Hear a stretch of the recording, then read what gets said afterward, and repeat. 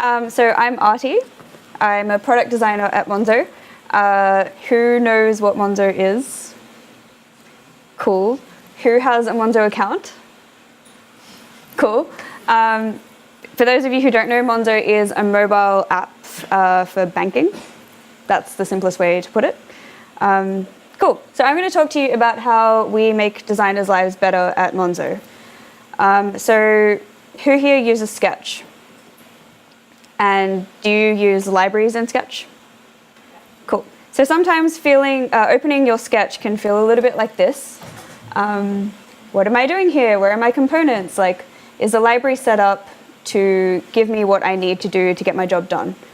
So at Monzo, we have been quietly working away at our processes and our tooling and our Sketch libraries and anything that we can do to make our designers' lives better and their workflow smoother.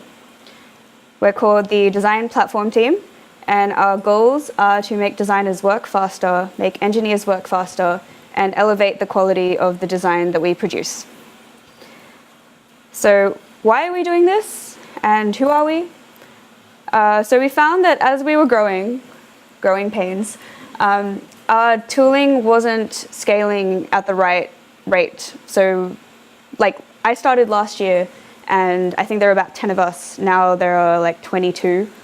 And it was like towards the end of last year, so it's like growing really quickly. So our Sketch libraries, our tooling, our GitHub processes were falling behind. We found that our library components were getting out of date to what was live in the app.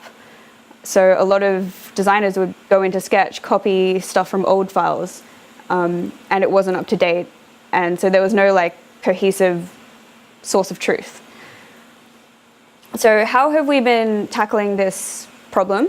So we've been building Sketch plugins, we've been updating our Sketch libraries, we've been documenting everything in Notion, we've been defining a motion language, and we've been educating designers on new tools and new GitHub processes and any kind of new thing, basically. We will like trial it, and then if it works, we'll present it to the rest of the team and get them on board. So one of the plugins that we've been working on is called the File Score plugin. So the way that we work at Monzo is all of our components now live in a Sketch library. So ideal world is that every designer's Sketch file should consist of 100% symbols from our library. And we, as the design platform team, build those symbols. So this plugin will tell a designer if they have 100% symbols or if they're doing really shit. It's actually really fun. We kind of have a competition going within the squad of who's the best person at making their files the cleanest. I'm, I think, up there. So for example, if you run the plugin, this is what comes up at the bottom. You're using 134 symbols out of 134, means you get 100%. So it's like a good way of letting our designers know if they're keeping their Sketch files up to date. If not, then their components won't sync with our libraries. So the second one is called the File Cleaner plugin. So we have a system of how we set up our Sketch artboards in our Sketch environment. So every new flow will have a row, and every flow starts with like a starting artboard. So what the file cleaner does is that it rearranges everything. So if you have an artboard in like a wrong position, it'll like move it up. And it's public, so you can use it. So this is like an example of how it works. You can move your artboard down, say that you want that artboard now in the third part of the row. It'll like rearrange everything, and it will rename your artboard. Cool. And I'll also go through a quick demo of how our component libraries work. So in this case, we're recreating the artboard on the left. We've inserted a transaction component, and we've changed it to online. We have an assets library that is built into both the iPhone and Android libraries. And everything on the left is configurable, so we've set limitations to what we actually have in the app. So yep, this person is now inserting like a list item and changing it again to use our component libraries. And we've also got an icon library that is part of the assets library. Hopefully this is not confusing. Cool. So with every new team, there's always like going to be things that aren't going well and things that are going well. I'll start with the stuff that's not going well. Tiny team, it started with just 2 people, me and Xander, and we're 2 product designers. So we had this massive task of migrating all of our sketch libraries to these new libraries that only the 2 of us were building. So we didn't really get to see our impact on the team from the start. So like the first 2 weeks were just us kind of tackling all the problems and going through the app and then like documenting what was missing in our sketch libraries. So it was a bit of a slow start, but once that happened, we got lots of people, designers, saying that they really liked our libraries. Simon says it's going to be the biggest thing that hit the design industry since Sketch itself. I don't know if that's true.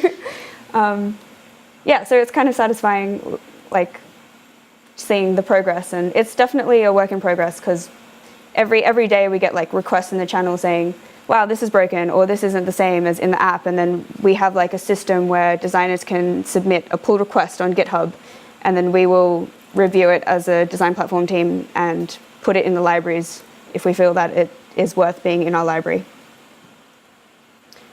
Okay, so as part of that, my role in the team is also to work on our motion language. And so how this happened was I was hired based on my motion skills as well, and I'm one of the only designers at the moment that does motion. So I'm sort of defining our motion language, which at the moment is still very like in its early stages, but we're doing a bit of a restructure. So we're working very closely with that team to bring motion to our app. So why do we need this? We don't really have that much motion in the app right now. It'll add great value, increase usability, all about that polished feel. Yep. Oh yeah, sorry. As part of this, I have defined 3 motion principles that we're going to base the motion language on. And they're based on our tone of voice and our design principles. So our design principles aren't really like anything that we've defined ourselves. We just use, like we follow the HCI principles, we follow material design. We don't try and have anything that's flashy or yeah. So the first one is less is more. So part of our design values are to think about what you're doing first. Don't add something just for the sake of it. Placing over-the-top animations everywhere will kind of just add confusion. You need to think about the relationship of the elements that you're animating. So in this case, we could say that if you have an action and it's changed state, so if it's become like a positive to a negative action, you can do that with visual, like a color change, or you could do that with motion. The second principle is understandable and with purpose. So we shouldn't introduce distraction. Our flows should be more cohesive and understandable because we're introducing motion. So in this case, we could have a list item, and we've got a new item that is related to the existing items. And because we've shown that it's grown from those items, we show immediately without any additional information or copy that they're related. The third one is delightful but natural. So like I said, we follow material guidelines and HCI pretty strictly. So adding delight is great, but sometimes you see on Dribbble and Behance lots of kind of really bouncy, flashy things that don't really make sense. Sticking to the rules of physics will help our app still feel natural and not alien. So if you expect something to go from left to right, it should go from left to right. So the next steps for design platform, we've almost finished converting all of our sketch files. So literally every kind of flow that has ever been in the app has almost been finished, converted to our new libraries. We're going to try and build our own version of external plugins. So we use Anima for like padding and stacking at the moment. We have a developer on our team who's helping us build our own plugins. He's over there. We're going to continue making our libraries perfect. And in the ideal world, we're going to have like a drag and drop system of like everything that you see in the app is going to live in Sketch and will continue to be like updated. So this is a Looker dashboard of the improvement of all of our files. So we have a lot of files. Those percentages mean that like it's gone from like down there to up there. So that means like we were using like 2% symbols and now they're at 100% symbols, which I know it's just numbers, but like the amount of effort it takes to get to this stage it was a lot of work. So the next steps for the motion language is examples of what not to do, examples of principles like actually in the app. So we'll start introducing it in the app, and then that will become part of the motion language. We'll build interactive components in Framer X. So I've been like messing around with Framer X a lot, and they let you kind of define your own motion rules and easing values and save them. So ideally, I'd like to have all of our components live in there, so that designers can kind of just like drag and drop motion rules without having to wonder if it's 600 or 700 milliseconds. Yeah. Thank you.